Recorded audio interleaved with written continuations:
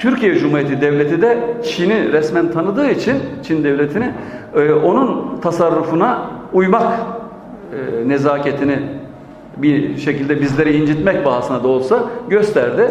Ve bütün devlet dairelerinde biz de gördük. Resmi yazı yazdı. Bundan sonra Doğu Türkistan tabiri kullanılmayacak, Şincan Uygur Özerk Bölgesi kullanılacak diye. Fakat biz gönül insanlarıyız. Tarihte orası Eastern Türkistan, İngilizcesi, yani bak bütün dünyada bilinen şekliyle Eastern, yani Doğu Türkistan olarak biliniyor. Biz de Doğu Türkistan olarak öğrendik ve burası Çin Halk Cumhuriyeti değil, Türkiye Cumhuriyeti ve biz burada Doğu Türkistan tabirini kullanacağız. Onu tercih edeceğimi söyleyeyim peşinen. Ama orada bulunduğum süre içinde hiç bu tabiri kullanmadım. Çünkü o insanlar da kullanmıyorlar. O insanlar rahatsız olabilirlerdi. Alışkanlıkla onu bir anekdot söyleyerek geçeyim.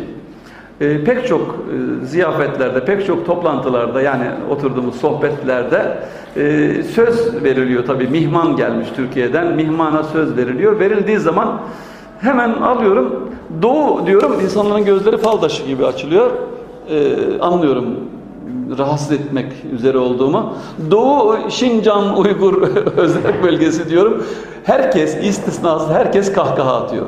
Bu kahkaha ne demek biliyor musun? Gönüllerimiz bir demek. Yani o manidar bir şey. Ama kimse kanunlara aykırı hareket etmiyor. Kanunlara uygun herkes istese de istemese de, istemediği belli ama Şincan oranın kanunlarına uygun şekilde davranıyorlar. Evet, bu arada hazır oldu mu görüntüler? Biz devam edelim. Nasıl oraya gidebilirdim? Doğu Türkistan tabirini TRT'de kullanmış, boşluklardan yararlanmışım belki de o tamime rağmen bir kişi olarak. Acaba Çin devleti bize izin verir miydi? Burada gitmiş gelmiş olan arkadaşlara sordum, danıştım. Dediler ki bu konuyu hiç şey yapmayın. Sizin zaten yeşil pasaportunuz var. Çin devleti yeşil pasaportlardan vize sormuyor. Buradan direkt olarak Urumçi'ye uçak var. Çin Hava Yolları'nın Southern China hava şirketinin zannediyorum hemen her gün oraya uçak seferleri var. Siz gidersiniz, çok sizin kim olduğunuzu anlarlarsa sınır dışı edebilirler havaalanında. Onu göze aldım. Söylememde mahsur yok. 1150 dolar civarında bir yol parası gidiş geliş harcadım. Cebime de ekstra 2000 dolar civarında da para koydum, harcarım orada diye. Ve bunu gururla söyleyeyim, sadece 1150 dolar harcadım. Bir kuruş bana harcatmadı oradaki kardeşlerimiz. En iyi otellerde ağırladılar. Benim geleceğimi bildiklerinden değil, tanıştıktan sonra öyle bir yürek gönüllerini öyle bir açtılar ki anlatamam size. Oturdum ağladım. Oturdum namaz, şükür namazı kıldım. Böyle kardeşlerimiz var diye.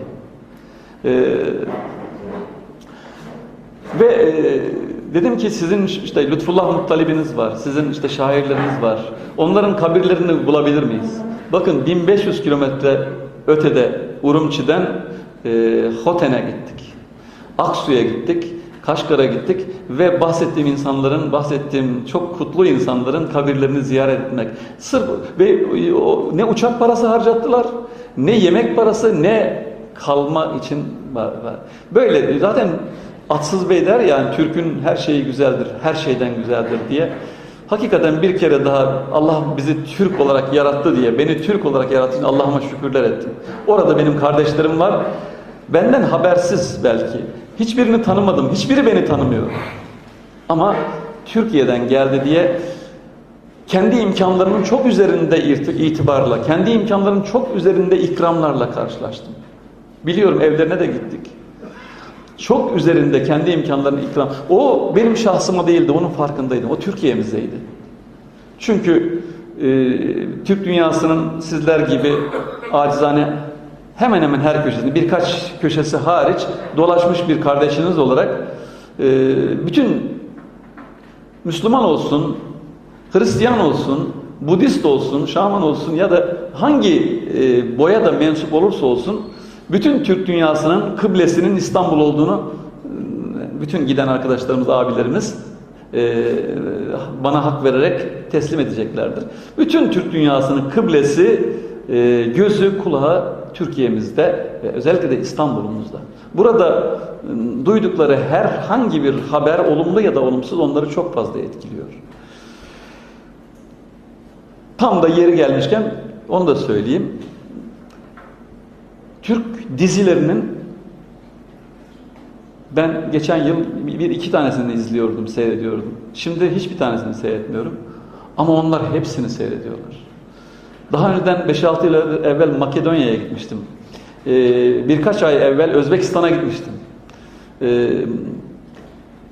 Kosova'ya gittim, Azerbaycan'a gittim. Herkes Türk dizilerini büyük bir sadakatle seyrediyor ve dizilerdeki müzikleri, dizilerdeki replikleri, konuşmaları, diyalogları, dizilerdeki bir takım davranış şekillerini kendilerine model alıyorlar. Mesela Doğu Türkistan'da hocalarım bilirler, piyalede içilirdi çay. Yani topraktan, porselen tabak, porselen mi? Seramik tabaklarda, seramik kaselerde içilirdi. Hayır, artık cam bardaklarda içiliyor. Ne zamandan beri diye sordum. Kurtlar Vadisi'nden beri dediler. Şimdi bakın, ve Türkiye Türkçesini giderek çok iyi konuşuyorlar. Giderek çok iyi öğrenmelerinin sebebi Tömer filan değil. Türk dizilerini seyrediyorlar. Şimdi dizilerin birçok menfi, olumsuz tesiri var. Eleştirdiğimiz tarafları var. Ama övünecek, gurur duyacağımız taraflarını da teslim etmemiz lazım. Mesela beni rahatsız eden, onları rahatsız etmiş olan bir hususu hem Doğu Türkistan'da söylediler, yıllar önce Kazan'da söylemişlerdi, Makedonya'da da söylediler, Azerbaycan'da da geçen yıl bana söylediler, Özbekistan'da da söylemişlerdi. Bakın bunlar sanki anlaşmışlar gibi bunu tekrar bizi, ahlakımızı Sovyetler Birliği, yani Sovyetler Respublikası bozamadı. Bizim bugün bu defada bizim ahlakımızı Çin devleti bozamadı. Çünkü onların gösterdiği sinema filmlerinde ya da dizilerde, televizyon, öpüşme, kokuşma, sevişme sahneleri ayrıntılarıyla gösterilmez. Ama siz Türkiye'den gelenlerde nedense bu çok fazla gösteriliyor. Mecbur musunuz diye sordular. Elçiye zeval olmaz. Ben de rahatsız oldum. Birkaç sinemacı arkadaşıma da söyledim. İşte bu sistemin gereği reklam olur. Kapitalist sistem böyle şey yapar. Daha çok konuşulursa daha çok izlenilirlik. Ama dedim lütfen sadece burada seyredilmediğinizi, bir misyon ister istemez yüklendiğinizde lütfen biliniz, ona göre davranınız. Yaptığı mesela en yakın arkadaşının sevgilisine ya da kendisinin hanımının kardeşiyle yasak ilişki olmaz değil. Eskiden de olurdu. Belki şimdi de oluyordur ama bunu hoş gören, bunu mazur gören, bunu haklı gören bir sonuca vardırmak sinemamızda, televizyonlarımızda toplumun evet Türk milletinin ölümüne sebep olur. Dilimizi kaybettiğimiz, dilini ve ahlakını kaybeden milletler tarihin çöplüğüne, tarihin mezarına mahkumdurlar en yakın zamanda.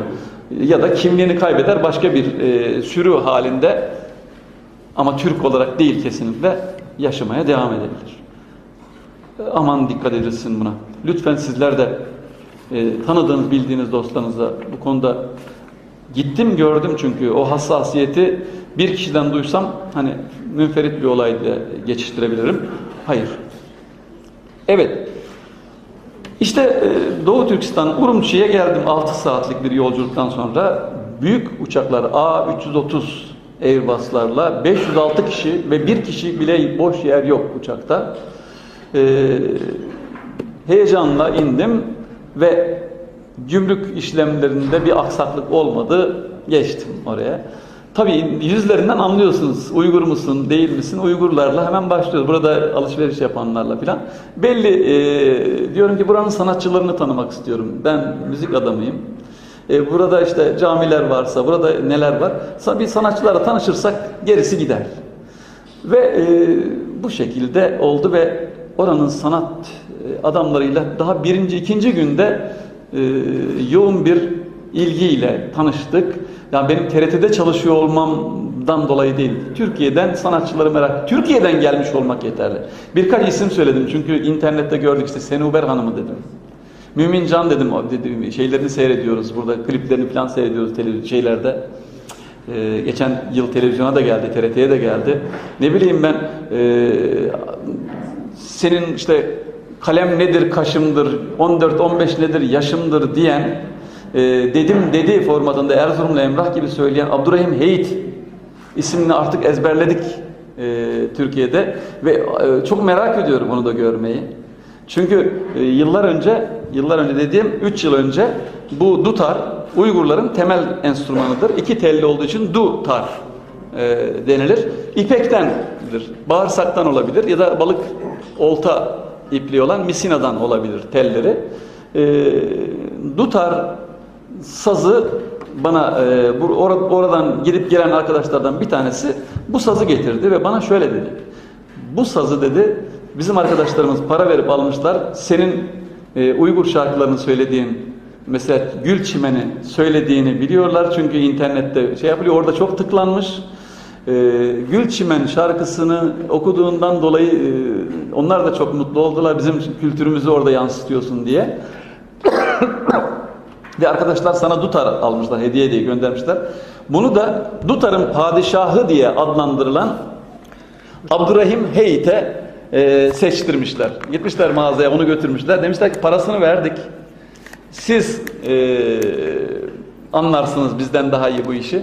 Hangisini alıp gönderelim? Türkiye'ye göndereceğiz demişler. O da büyük heyecanla almış. Bu demiş, bunun sesi güzel ve bunu gönderiyorlar. Tabii aktarmalı uçakla önce Tokyo'ya gidiyor. Sonra işte dolaylı yoldan İstanbul'a geliyor. Kırılmıştı da tamir ettirdik. Ama benim için hikayesi de güzel. Heyit göndermiş bana diyerek dostlara anlattım. Tabii o seyahatim sırasında Heyit'le tanıştık. Ona da çaldırdım, kaydettim. Eğer fırsat bulursak şimdi vereceğiz. Evet. Aynı öyle. Bütün dükkanlarda Çince tabelalar ve daha küçük Arap alfabesiyle Uygurca tabelalarda altında yazılır. Rahat fotoğraf çekmek imkanı yok. Fotoğrafları rahat çekmek konusunda sıkıntı yaşayabilirim diye düşündüm. Çünkü TRT'den belgesel çekmek için izin istendi, verilmedi. Resmi olarak verilmedi. Oralara gidip gelmek ayrı bir mesele. Çünkü karşılıklı şey var. Ancak arabanın içinden pek çok resmi çektim. Resimdeki kalite düşüklüklerini ona bağlayınız. Yalnız şuna dikkat ediniz.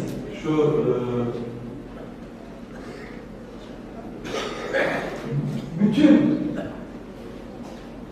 Doğu Türkistan memleketlerinde, şehirlerinde, kasabalarında, yollarda 300-500 metrede bir, 500 çok, 200-300 metrede bir bu MOBESE kameralarla karşılaşırsınız. Bizdekinden farkı gündüz olsun, gece olsun flash yanarak, hem de yüksek ölçüde flash yanarak hızlı gidin veya gitmeyin, suç işleyin veya işlemeyin. Bunlar çekimleri yapılıyor. Arkanızdan bir daha çekiliyor. Yani sizin herhangi bir kanun kaçakçılığı yapmanız ya da bir şeyi kaçırmanız mümkün değil. Bu konuda son derece şeyler. Gittiğim günlerde sevgili konuklar, Çin'in Doğu Türkistan'ın Şincan yapışının 60. yıl dönümü bayram olarak kutlanıyordu. Bizim kardeşlerimizin bayram olarak algıladığını hiç görmedim, algılayanını görmedim ama her yer bayraklarla donatılmıştı.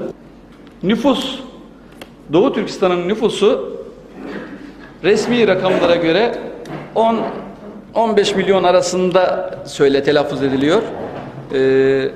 Kendilerine sorduğumuz zaman 30 milyon civarında izliyorlar. Kimse kesin bir şey söyleyemiyor.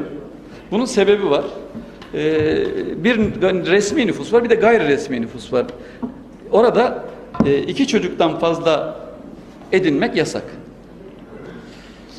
Hatta bu Çin devleti kendi toplumuna da bu yasağı getirmiş. Şehirlerde Çin aileleri 1 çocuktan fazlasına edinemiyorlar. Türkler için, Uygurlar için 2 çocuk. Köylerde bu 3'e kadar izin veriliyor. 3'e kadar esnetilmiş. Ama insanlar üçüncü çocuğu doğarsa hangi yaptırımla karşı karşıya kalıyorlar? Onu sorduk. Nüfus kimlik verilmiyor. Ve devletle mutlaka karşı karşıya geliyorsunuz. Yani askerlik, hastane, bir yerden bir yere seyahat edeceksiniz, izin alacaksınız. Bir yerden bir yere bilet alacaksınız. Kimliğiniz yoksa onu alamıyorsunuz. Dolayısıyla vatandaşlık haklarından yararlanamıyorsunuz. Artı anne babanın alacağı cezalar, cezai yaptırımlar, cabası, devlet memuru da olsanız.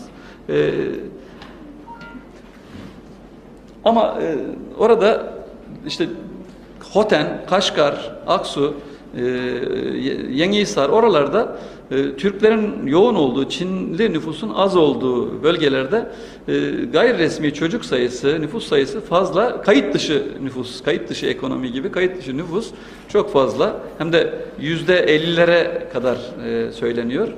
O yüzden bizim nüfusumuz fazla diyorlar. Evet, şimdi Dutar'ı aldık elimize ve Dutar'la bir Heyit'in şarkısını çalmaya çalışalım. Abdurrahim Heyit'in Ötkür'ün resmini o Google'dan bulup da ekrana verebilir miyiz Atilla? Abdurrahim Ötkür. Aklınızda da olsun. Ötkür 1995'te hayata veda etmiş. Büyük bir Uygur şairi. Abdurrahim Ötkür 1922-23'lerde doğmuş. 23'te doğmuş. İsa Yusuf Alptekin Bey ile beraber Allah rahmet eylesin Türkiye'ye doğru yola çıkanlardan ama Pamir'den geri dönen bir insan. Niçin geri döndüğü konusunda o beni aşıyor, şey yapmadım, tetkik etmedim ama meraklısı sonucu bulabilir, sonuca ulaşabilir. Ama ülkesinde gidip kültürüne, sanatına devam edip şiirini yazmış, yazı kitaplarını yazmış. Aldık da kitaplarını. Ötkür'ün en yakın arkadaşları mesela Lütfullah Muttalip, biraz sonra ondan şey yapacağım. Lütfullah Muttalip 22 yaşında Türkçe yazdığı, Uygurca yazdığı için şehit edilmiş. Üstelik de devrimcidir Lütfullah Muttalip. Kulcalıdır. Aksu'da gazete çıkarır. Drama yazarıdır, tiyatro yazarıdır. Teröre hiç bulaşmamıştır ama Türkçe yazması ve Türk kültürüne mensup olması büyük bir suçtur. Dolayısıyla 1945'te hapse atılır. Türme diyorlar hapse. Hapisten çıkamayacağını bilir ve orada onu bir gün kanlar içinde bulurlar. Kolunu veya bacağını, yine yalan söylemeyeyim, bir yerini keserek kan akıtır ve kanıyla duvara bir beyit yazar. Şöyle: bu ken dünya men üçün boldu duze. Anlayan anlıyor. Yaş gülümnü hazan kıldı, kan hor eble. Bu geniş dünya bana cehennem oldu. Kan içici eblehler, zalimler taze gülümü hazana çevirdi diyor. Evet, Lütfullah Muttalip Heyit'e gelmeden Lütfullah Muttalip'i Abdurrahim Ötkür'ü buldunuz değil mi? Tamam, ona da geleceğim. Ama Lütfullah Muttalip, kanlar içinde baygın bulunan Lütfullah Muttalip ertesi günü boynu kesilmek suretiyle hükümet tarafından şehit edilir. Bugün Lütfullah Muttalip'i anmak yasak değil. Lütfullah Muttalip'in kitapları serbest. Çünkü pek çok memlekette olduğu gibi Çin'de de siyasi hanedanlık kavgaları oluyor. 1942-49 yılları arasındaki dönem şu andaki Çin yönetimince benimsenmiyor. Dolayısıyla o dönemi eleştirmek serbest. Lütfullah Muttalip de o dönemde. Ötkür de o dönemi eserlerinde biraz eleştirmiş. Zordun Sabir çok daha şiddetli şekilde eleştirmiş. 3 ciltlik ana yurt kitabı var Zordun Sabir'in. Onun da kabrini ziyaret ettik. Şimdi Lütfullah Muttalip'in tenlerim yaprak titrep toktudu diye bütün Uygur Türkleri arasında bilinen, şifre gibi, parola gibi söylenen şiirine yakılan bir halk nakşasını söylemeye çalışıyorum.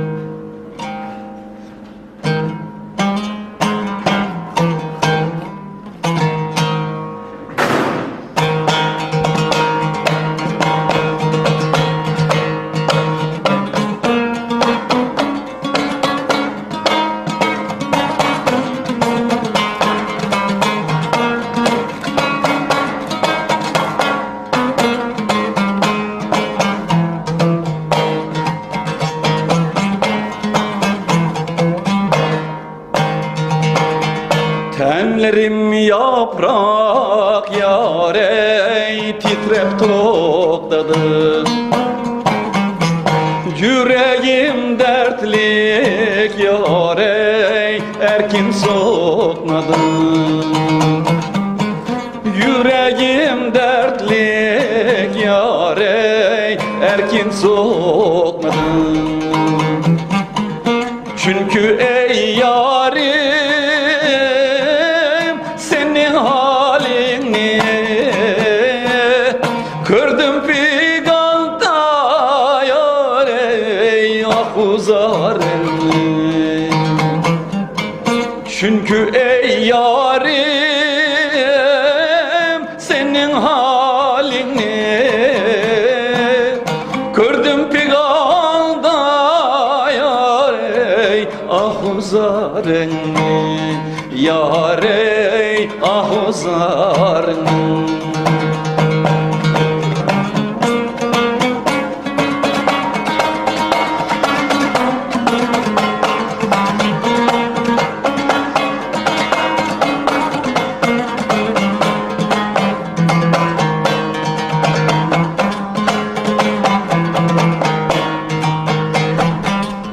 Asla bözüp yarey 15'ke girdi. Tehmu dehşet yarey bastı felekni.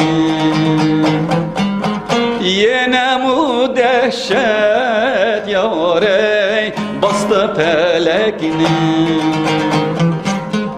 Düşmenini bilmey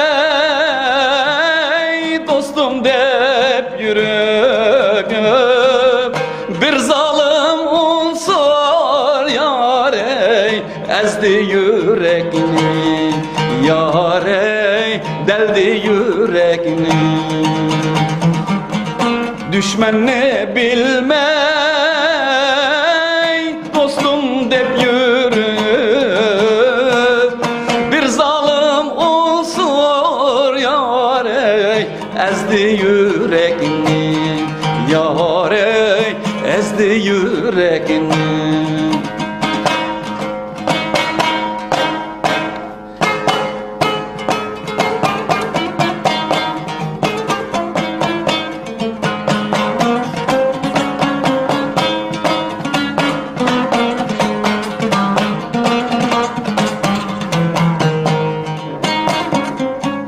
Uyan ey yarim, rakipler yaman ey. Ger uyganmısan yığlatır zaman, ağlatır zaman. Benim çerayım sargaydı saman. Emdi men kettim yarey sen kalgin aman. Kadirlik yarim sügen amrığım. Emdi men kettim yarey sen kalgin aman. Yarey sen kalgin. Yarey sen kalgin aman.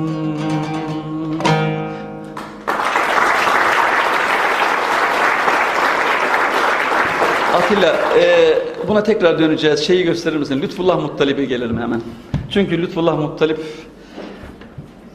beni alıp götürür. Lütfullah Muttalip'ti bu şeyin yazarı. Emdi men kettim. Ben gidiyorum. Sen kalgin aman, sen payidar kal, esen kal. Tıpkı Kerküklü var mı da aramızda vardır mutlaka. Kerküklü Muçula Mustafa Horyat söylerdi. Kalasız şey olmaya giderken, idama giderken söylüyor son sözü. Kalasız, Kerkük olmaz kalasız. Odu ki men gedirem, siz sağlıkla kalasız der. Tıpkı onun gibi Lütfullah Muttalip de benim çerayim sargaydı saman, benim çehrem, güzelliğim saman gibi sarardı. Emdi men kettim, gidiyorum. Sen kalgin aman diyor. Bunu milletine söylüyor. Orada bir 15 yaşı geçiyor. O 15'e lütfen dikkat ediniz. Çok fazla üzerinde durmayacağım Zülfiyar'e değmesin diye. 15'e dikkat ediniz. 15'e girme işi şeyde özellikle çok vurgulanır. Heyt'in çaldığı Abdurrahim Ötkür'de. Evet, Lütfullah Muttalib'in Aksu şehri bu. Aksu'da gazete çıkardığı binanın dış şeyi yoldan geçerken gördük. Çıkardığı gazete binasının dış duvarı. Yanından geçtik. Orasıymış. Burası Lütfullah Muttalib'in mezarını aradık. Çok mutlu oldular. Tam sen Türkiye'den geliyorsun. Bizim halkımızın bilmediği şairi soruyorsun diye. 22 yaşında şehit olan bir kişi. Mezarlıklarının da hali hocam daha iyi bilir. İşler acısı. Bir Vehhabi anlayışı olsa gerek. Diyorlar ki ne kadar toprağa karışırsa o kadar Allah kabul eder bizim ölülerimizi. Yazı yok. Şey yok. Yazı yok. Kitabe yok. Taş yok. Toprak kültü ve Kur'an kültü hatta. Bir mezarda sağına soluna insanlar defnediliyor. Göreceksiniz biraz sonra. Bu Aksu şehir mezarlığı. Biraz sonra binalar yavaş yavaş gelecek oraya doğru. Yapılaşma başlamış. Şu aradaki kabirler şanslı. Onlar birazcık ailelerinin şeyiyle, himayesiyle öyle olmuş ama binlerce aralarından geçmek zorundayız. Lütfullah Muttalib'in mezarını arıyoruz. Yarım saat kadar aradık. Bir uçağa da yetişmemiz lazım. Evet. Değişik şeyler ve gördük. Burası. Lütfullah Muttalib çok şükür Uygur halkı kendine hizmet eden, kendisinin sevdalısı olan şairine hiç diğerlerine olmayan şekilde sahip çıkmış ve bir mezar yapmış. Geldik ve işte Lütfullah Muttalib'in kabri. Büyük şair, büyük vatansever. Hatta komünisttir, yani devrimcidir. Ama Sultan Galiyev nasıl komünist o da öyledir. Aksu'dan diyorum, Kulca'dan hapishanedeyken onu kurtarmaya birlikler hareket ederler ama yetişemezler. Şehit edilmiştir yardımcı. Evet, şiirlerinden mezar duvarlarında şiirlerinden beyitler, dörtlükler. Evet.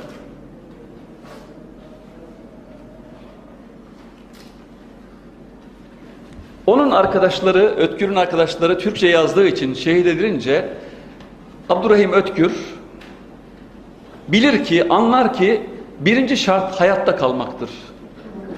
Çalışmak için. Uygurlar çalışmanın manasını bilirler. Çalışmak kelimesi bizde sadece para kazanmak için çalışmak. Onlar da çalışmak, onlar bilirler. Evet, çalışmak için birinci şart, Ötkür'ün kabrine geleceğiz ama fotoğrafını koyalım, şarkı bitince kabrine şey yaparız. O fotoğraf. Abdurrahim Ötkür 1995'te vefat edince adaşı olan, bu dutarı bana gönderdi dediğim, oranın Neşet Ertaş'ı diyebileceğimiz Abdurrahim Heyit onun bu şiirini besteler.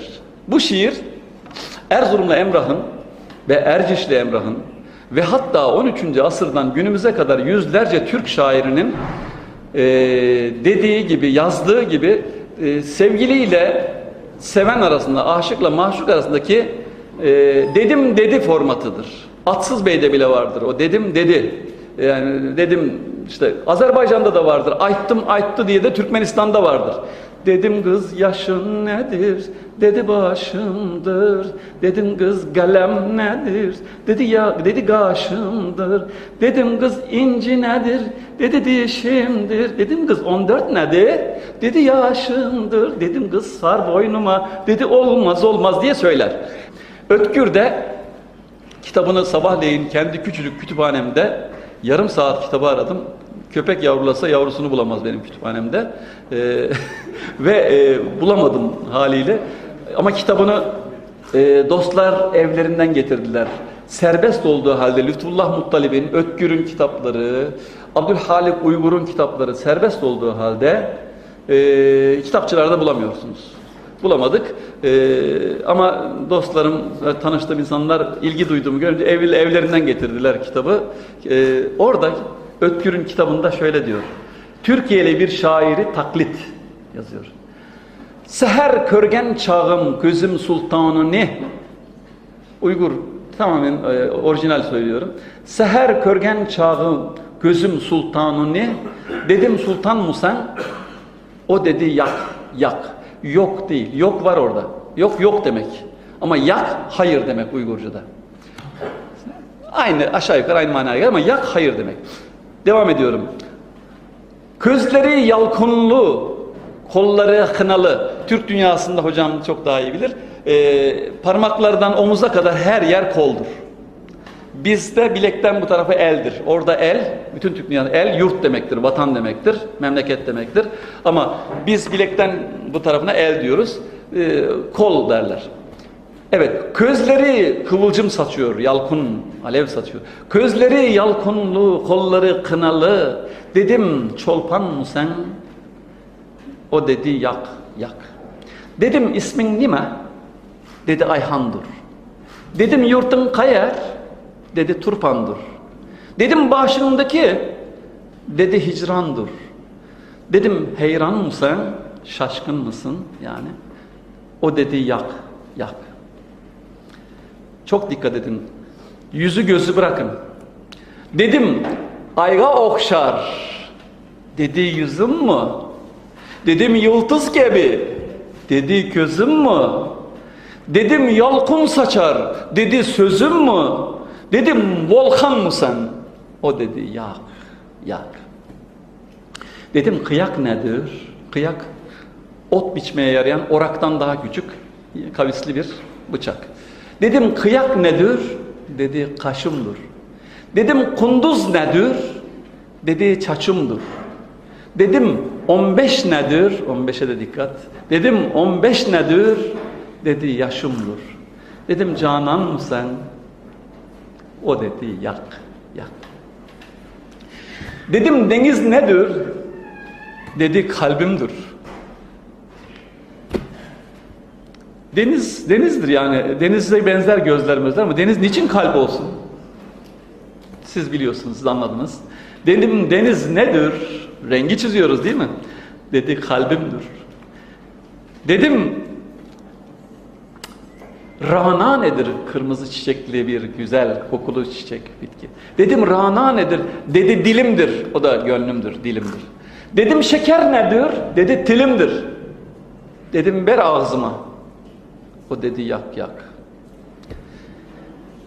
Dedim zencir turar. Sevgiliyle cilveleşiyor. Sevgili yazıyor. Zencir aksesuar değil mi? Dedim zencir turar. Dedi boynumda. Dedim ölüm bağdır. Dedi yolumda. Dedim bilezükçe. Dedi kolumda. Dedim korkar mısın? O dedi yak yak. Dedim niçin korkmazsın? Dedi tanrım var. Dedim yanıça yani. Dedi halkım var. Dedim yeni yok mu? Başka yok mu? Dedi ruhum var. Dedim şükran mısın? Razı mısın? O dedi yak yak. Dedim istek nedir? Dedi gülümdür. Dedim çalışmakka? Eksiz soru. Dedim çalışmakka? Çalışmaya mı? Yani demin söyledim manasını. Dedim çalışmakka? Dedi yolumdur. Dedim ötkür nimen? Nendir diyor ya. Ötkür nimen? Dedi kulumdur. Dedim satar mı sen? O dedi yak yak. Ben bunu heyete sordum. Dedim ya bu yaşım 15 diyor.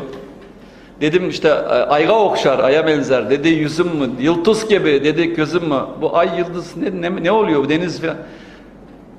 Herkes orada tedbirli olmayı öğrenmiş bir kere. Bana verdiği cevap son derece güzel. Siz dedi anladınız onu. Siz anlıyorsunuz. Bunları konuşmayalım. Çok güzel. Evet. Abdurrahim Heyit'i taklit ediyorum şimdi ben de. O Erzurumlu şairi taklit. Ben de şimdi onu taklit ediyorum.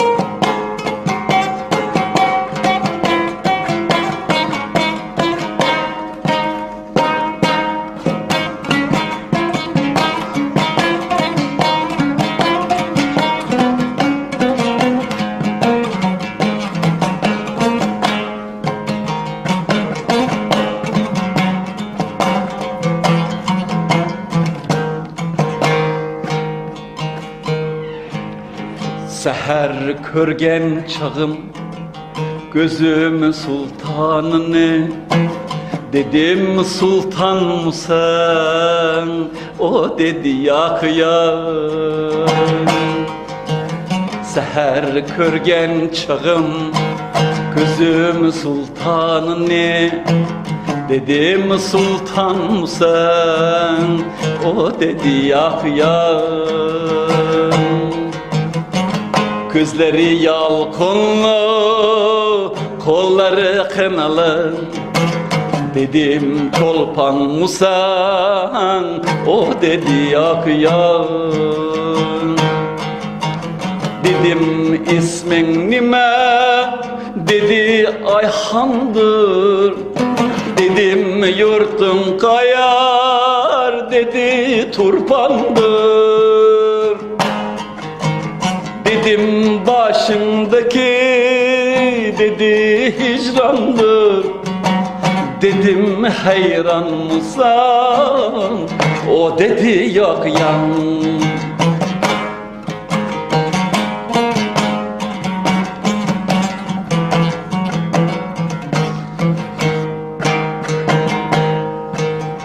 Dedim ayda okşar, dedi yüzümü. Dedim yıldız gibi, dedi gözümü. Dedim yalkın saçar, dedi sözümü. Dedim volkan mısak, o dedi yak yak. Dedim kıyak nedir, dedi kaşımdır. Dedim kunduz nedir, dedi saçımdır. Dedim 15 nedir, dedi yaşımdır. Dedim canan mısın? O dedi yak yak.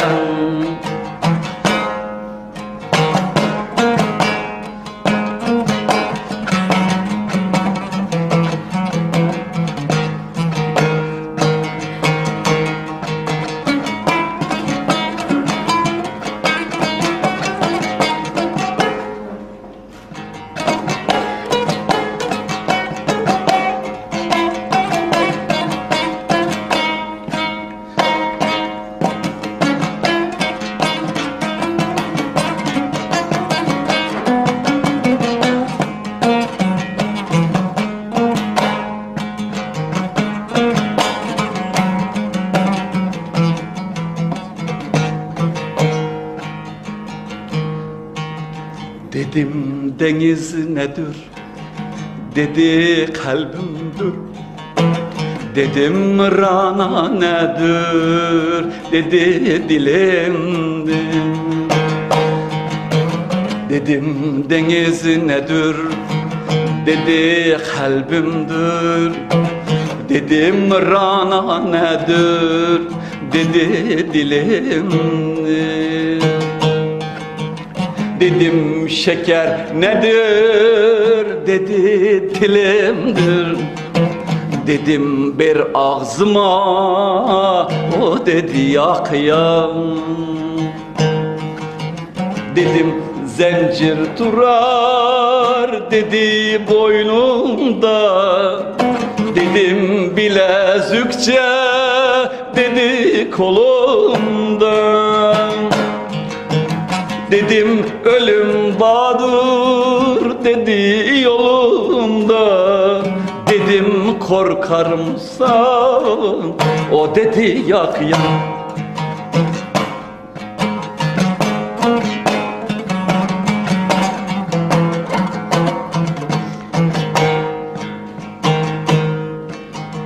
Dedim niçin korkmazsan? Dedi Tanrı var. Dedim yamuca, dedi halkım var. Dedim yeni yok mu? Dedi ruhum var. Dedim şükran mısın? O dedi yak yak. Dedim istek nedir? dedim çalışmakta, dedi yolundur. Dedim ötkür nimen, dedi kulundur. Dedim satar mısa, o dedi yok ya.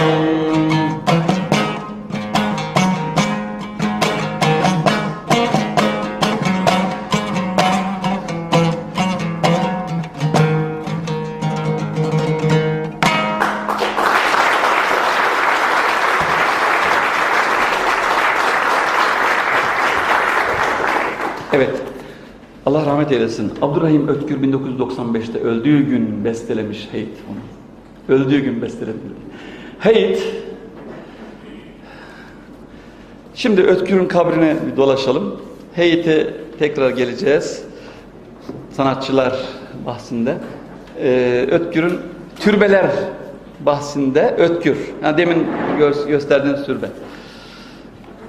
Urumçi mezarlığı Turpan'daki mezarlığa göre biraz daha bakımlı. Turpan'da, Aksu'da, Hoten'de mezarlıklar çok kötü şekilde sahipsiz ve dedim ki onlara, tamam mazeretiniz var, her şey sizin elinizde değildir ama ne olur bir tarihçiymişim gibi, mezarlıklar, o mezar taşları milletlerin hafızasıdır. Pek çok şey oralardan hareketle ortaya çıkar, aydınlığa çıkar. Ne olur mezarlarınıza taş dikin, ne yapmış, özellikle bir şeyler yapmış olan insanların mezarları kaybolmasın diye söyledim. Yani ben oraya bir sanatçı olarak gittim, müzik adamı olarak gittim ama gözüme takılan şeyleri sadece objektif olarak anlatmaya çalışacağım. Duyguya kapılmamaya çalışarak.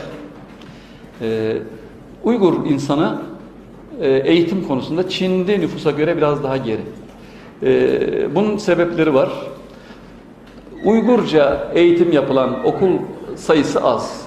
500-600 bin nüfuslu bir şehirde bir tane ortaokul var. Onu biraz sonra göreceksiniz diğer resimlerin arasında. Şehrin, ama hepsi de öyle hemen hemen, şehrin 6-7 kilometre dışında okullar ve çocuklar yürüyerek, 11-12 yaşında çocuklar yürüyerek, yazı var, kışı var, karı var, kışı var, yani yürüyerek okula gidiyorlar ve büyük bir şevkle gidiyorlar, geliyorlar. Ve Türkçe eğitim yapılan, Uygur Türkçesiyle eğitim yapan okullarda sınıflar 70-75 kişilik imiş. Çince eğitim yapılan okullarda ise 30'ar kişilikmiş sınıflar. Bunu onlar söylediler, ben görerek şey yapmıyorum. Ekonomide fark edebildiğim şey, Uygur insanı çok zengin değil. Zengin değil. Benzin istasyonları, ne bileyim oteller, iş merkezleri, büyük yerler hep Çinliler tarafından işletiliyor. Uygurların en çok hakim olduğu saha restoranlar, lokantalar. Çin'in başka yerlerinde de öyleymiş. Başka yerlerinde de Uygurlar yemek yapma konusunda çok tanınıyorlar. Lokantaları ve lokanta işletmeciliği sahasında çok var. Hizmet sektöründe çalışıyorlar. Oralarda yönetici sınıf mutlaka Çinli. Çalışan alt kadrolar Uygurlardan da ve Çinlilerden oluşuyor. Bunu da böyle tespit edebilmiş olduk. Bankaların önü, benzin istasyonlarının önü korkunç şekilde hapishane duvarı gibi tahkim edilmiş. İnsanlar o engelleri kolay kolay aşamazlar. Anladığım kadarıyla Uygur insanı potansiyel terörist olarak algılanıyor. Ben tanıdığım insanlarda terörist yüzü hiç görmedim. Hep kanuna uyan insanlar gördüm. Ama Çin hükümetinin takdiridir, bilmiyoruz. Ben o kadar bilerek gitmedim. Dedim ya, siyasetçi olarak gitmedim oraya. Gördüğümü söylüyorum. Orada benzin istasyonuna arabanızla gidiyorsunuz. Yanınızda eşiniz var, çocuklarınız var. Eşiniz ve çocuklarınız inecek ya da şoför dışındaki kim varsa benzin istasyonu dışında inecek ve benzin istasyonuna sadece şoför, o da izin verildiği zaman girecek, yakıtını dolduracak, sonra dışarı çıkıp bıraktıklarını alacak. İstisnasız bütün Doğu Türkistan'daki bütün şehirlerde böyle. Benzin istasyonu resmi de göstereceğim rastlarsam size yasaklar bölümünde mutlaka göreceksiniz. Orada hapishane duvarı gibi dikenli tellerle, şeylerle tahkim edilmiş yerler. Bunları da görmüş olduk. Uygur insanı çok çalışkan, o kesin. Onda bir şey yok ve kanunlara uyuyorlar. Ve politika konuşmadığımızı söyledim. Hatta ben alışkanlıkla Doğu Türkistan birkaç defa diyeceğim yerde Doğu dediğim anda gözler böyle açılınca hemen uyanıp Doğu Şincan Uygur özellik bölgesindeki kardeşlerimiz şeklinde. Çin bizim tarihi ilişkiler içinde olduğumuz bir komşumuz. Öyle değil mi? Yani hocam bağışlasın, yüzyıllar boyu bir dönemde bir hanedan, Türk hanedanı, Uygur hanedanı Çin'i yönetmiş. Tang hanedan mı? Hangisi? Şey yapmayayım, saçmalamayayım ama yönettiğini biliyoruz, hocamız söylüyor. Çok alışverişimiz olmuş. Düşmanlık, dostluk hepsi de komşulukta olur. Ama bu gelecekte de Çin'le ilişkilerimizin devam edeceğine dair hiçbir şüphemiz yok. Dolayısıyla mutlaka medeni ilişkiler içinde olmanın bize de Çin'e de getirisi vardır, götürüsü yoktur. Karşılıklı menfaat ilişkilerine dayanacak. Nitekim Türkiye'de köprü ihalesi, birçok ihaleler Çinli müteahhitlere, Çin devletine veriliyor.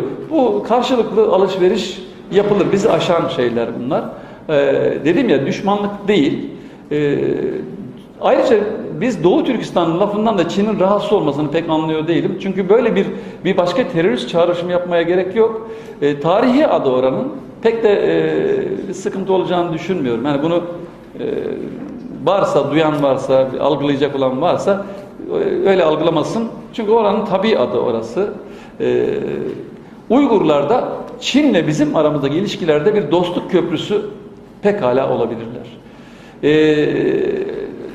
Birkaç kişi böyle sohbet sırasında, satır arasında duyabildiğim, diyorlar ki biz 1955'e kadar, 49'dan 55'e kadar teslim olma şartları konuşuldu. 1955'te Doğu Türkistan otonom rayonu şeklinde şekillendi, kanunla uygulandı. Daha 84'te bir daha perçinlendi bu kanun. Bu kanunlara uysunlar, biz fazla bir şey istemiyoruz. Biz bağımsızlık istemiyoruz, ayrı bir devlet kurmak istemiyoruz. Biz Çin'le kardeşçe, barış içinde yaşamak istiyoruz dediler. Bunu da elçi gibi söyleyeyim. Ama Çin devletinden de beklentimiz kendi hazırladıkları kanunlara, otonomi kanununa uygun bize davransınlar. Biz terörist değiliz, teröristle işimiz yok. Dedim ya, bunlar niye böyle oldu, siz terörist misiniz diye sorunca bunu söylediler. Evet, şimdi türbelere tekrar dönelim. Abdülhalik Uygur. Evet. Kurban şekli mezarı söylemiştim. Üç tarafı da bunun kazılmış. Üç tarafına da ceset mevta gömülüyor. Açılmış bir şey. Evet, bu Turfan'daki mezarlık. Ve Abdülhalik Uygur'un kabrini bulduk. Çok aramadan. Onun da beyitleri yazılmış. Abdülhalik Uygur 1901'de doğup 1933'te şehit edildi. Açıl adlı şiir onundur. Gülüm açıla değdi, başka saçıla değdi. Yarının yürek otu tenge yamışa değdi. Yarın yürek ateşi tenime yapışmak istiyordu diyor Abdülhalik Uygur. Şiirler tamamen canana, sevgiliye, çiçeğe, böceğe gibi yazılıyor. Ve dinlediğim bir sohbette bir dost şöyle dedi: bizde şiirlerin iki anlamı vardır. Çiçek, böcek yazar, biz onu başka şekilde algılarız. Şimdi Satık Buğrahan'a geçelim. Satık Buğrahan'ın kabrine geçelim. Çünkü onu da bekliyorsunuz. Kaşgarlı Mahmud'un Opal'da, Atuş'ta Satık Buğrahan'ın ve yine Kaşgar'da Yusuf Has Hacı'nın kabirlerini de göstererek kapatalım. Bu Satık Buğrahan'ın Atuş'taki türbesinin yanındaki cami, mescit. Çok büyük bir var.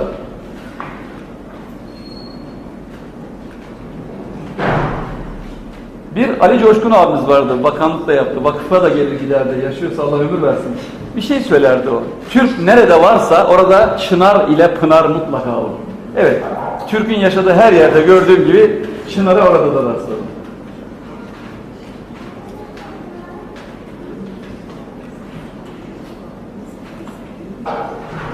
Karadut ağacı bahçede ve dibi devamlı sulanıyor. Şahdut diyorlar karaduta. Ekşi karadut. Evet.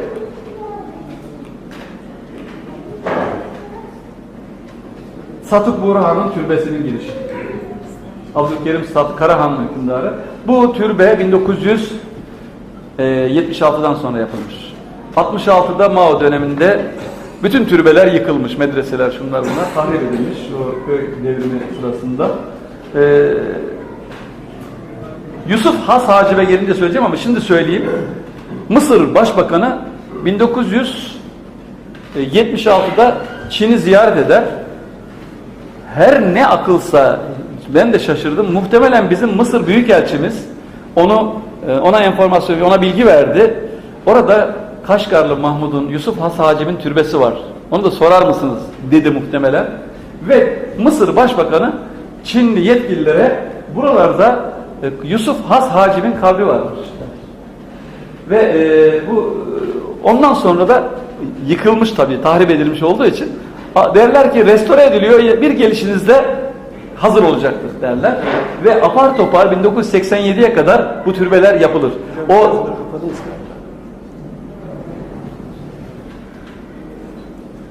türbeler yapılır ve eski türbedeki taşlar işte o taşları, yer taşları falan orada sergileniyor.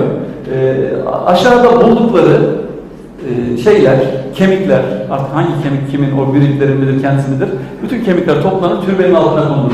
Kaşgarlı Mahmut'ta da öyle, Yusuf Has Hacı'da da öyle, Satuk Burhan'da da öyle.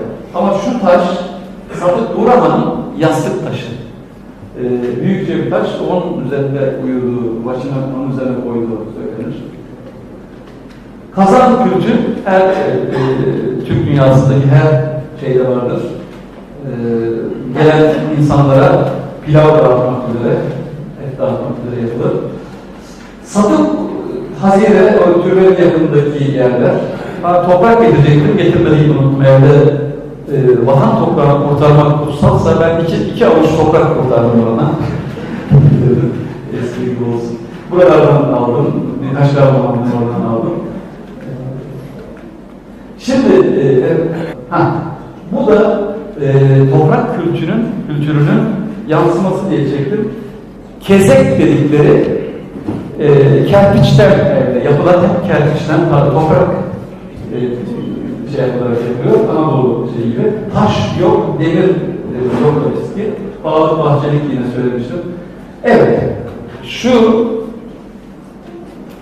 Samani Hazretleri'yle önce 1986'da Satuk Burhan'ın türbesi yapılır. Fakat bir kayıda rastlanır. Beni efendim işte filan Hazretleri, o yazdım ben şimdi kimse. Abu Nasır Salat. Samani Hazretleri. Onun ayağının dibine gömdünüz diye bir vasiyet okurlar. Haydi o türbeyi bırakırlar. 70-80 metre ötede oturuyor bina. Tekrar yaparlar. Kaşgar'da bayram namazı kıldık. Kılınıp kılınması tereddütlüydü. Kıldık. 100 bin kişi vardı. Neye rağmen vardı? Kaşgar'a giriş çıkışlar namaz vakti yasak olduğu halde vardı. Caminin içi, o geleceğiz Büyük Cami'ye, 40-50 bin kişi ve dışarıda 40-50 bin kişi var. Bu Opal'da Kaşgar Mahmut türbesine doğru girişi. Bu türbenin bahçesinde yasaklarla ilgili bir fotoğraf. Şu taraftakiler yasak olanlar. Şu taraftakiler yasak. Bunlar da yasak. Evet, bunlar hepsi yasak. Bu tarz kıyafet, ayı tişört, şu yasak ama Amerikan bayrağıyla dolaşabilirsiniz. Bu Kaşgar Mahmut Türbesi'nin krokisi şimdiki. Oraya bir heykelini koymuşlar. Yukarıya doğru gidiyoruz. Türbe yukarıda. Ve onun kitapları, burada Divan Lügat Türk'ün, onlar Türkiye Diller Lügatı diye şey yapmışlar. Uygurcası yeni basılmış. Onu bulduk, onu da orada sergiliyorlardı. Bizden önce gidenlerin ayak izlerini gördük. Devlet Bahçeli gelmiş. Fotoğrafını koymuşlar. Ve Mahmudiye Medresesi var yukarıda. Onun topraktan şeyleri var, harabeleri var. Oradan etrafı gözlüyoruz. Şu ayağımızın altı bulunduğumuz yer Mahmudiye Medresesi'nin harabesi. İleride işte oradan medreseler türbenin görünüşü, türbenin o kapısıydı şurada. O ise burası kapısı, orası türbenin bulunduğu yer. Dediğim gibi medreseden hareketle o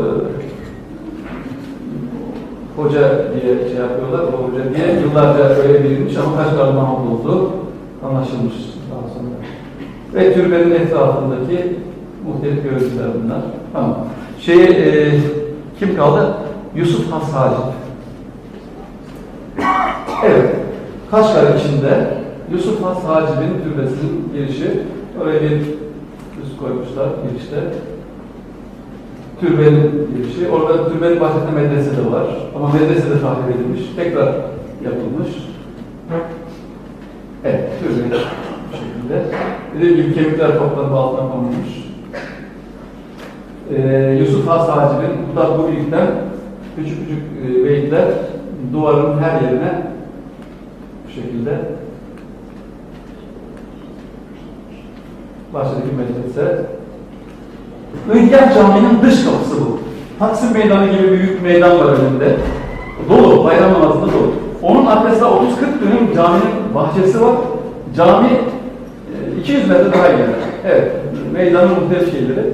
Bayram namazından çıktığımızda orada sema yapılamadı ama namazı kıldık. Buraları doluydu namaz sırasında.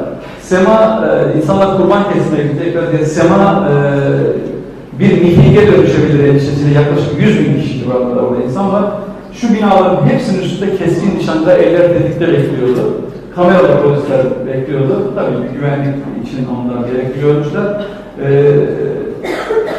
İnsanlar tedirginde fakat yabancı ülke televizyonları, kameraları hazır bekliyor.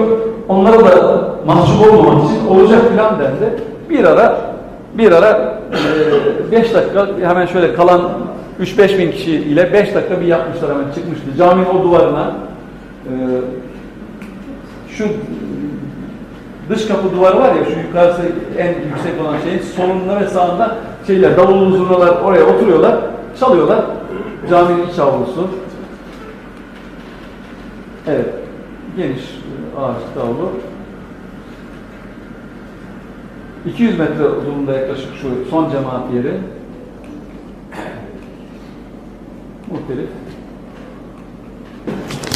Abdullah Abdurrahim, o oranın büyük sanatçısı demiştim ya, diyor ki bir şarkısında fısıldar gibi sevgilinin uykuda olmasını sitemle. Boldum tünlerde uykudan bidar, geceler boyu uykudan şikayetçi olmuş. Boldum tünlerde uykudan bidar, canan uykuda, canan uykuda. Tanrı'nın çolpanı körsetmez didar, sabah yıldızı, seher yıldızı yüzünü göstermez, sevgili seher yıldızı. Canan uykuda, canan uykuda. Hicran azabı kıynattı canı, tostu bulutlar mahvi tabanı, bulutlar o ay yüzlüğü görmeme engel oluyor. Vaslige acep kıldı intizar, canan uykuda, canan uykuda. Sona doğru biraz sesini yükseltiyor fısıldayan, canan aman uyanmasın diyen aşık. Diyor ki açmaz gözünü nida eylesem, hatta canımı feda eylesem. Halkı alemge kıldı şermisar, canan uykuda, canan uykuda.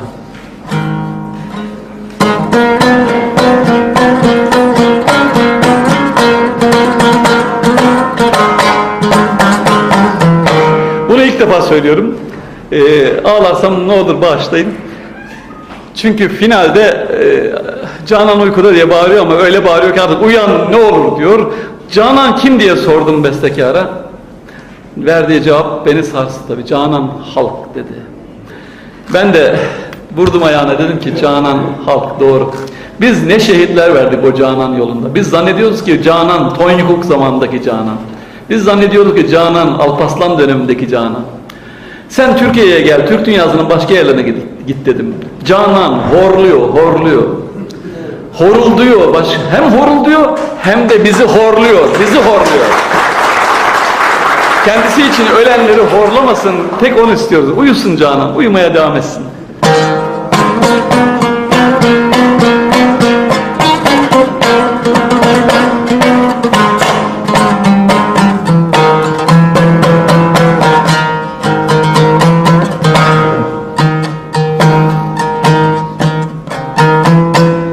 Boğuldum tünlerde uykudan bir daha. Canan uykuda, Canan uykuda. Boğuldum tünlerde uykudan bir daha. Canan uykuda, Canan uykuda. Açmaz gözünü Tanrım çolpanı görsetmez bir daha. Canan uykuda, Canan uykuda. Tanrım çolpanı kırsetmez bir daha. Canan uykuda, Canan uykuda.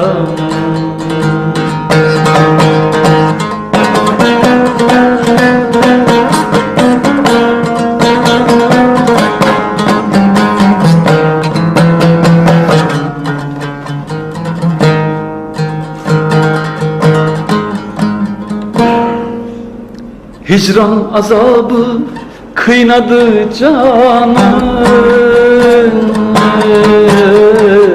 Tostu bulutlar mahitaban. Hicran azabı kıynadı canım. Tostu bulutlar mahitaban.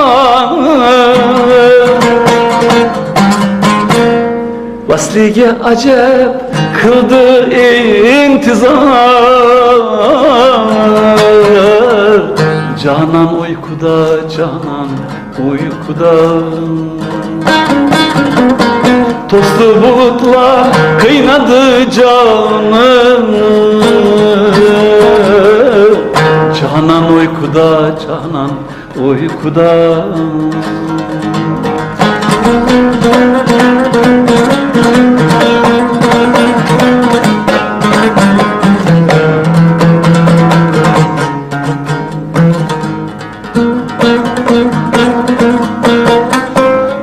Açmaz gözünü nida eylesem, canımı hatta feda eylesem.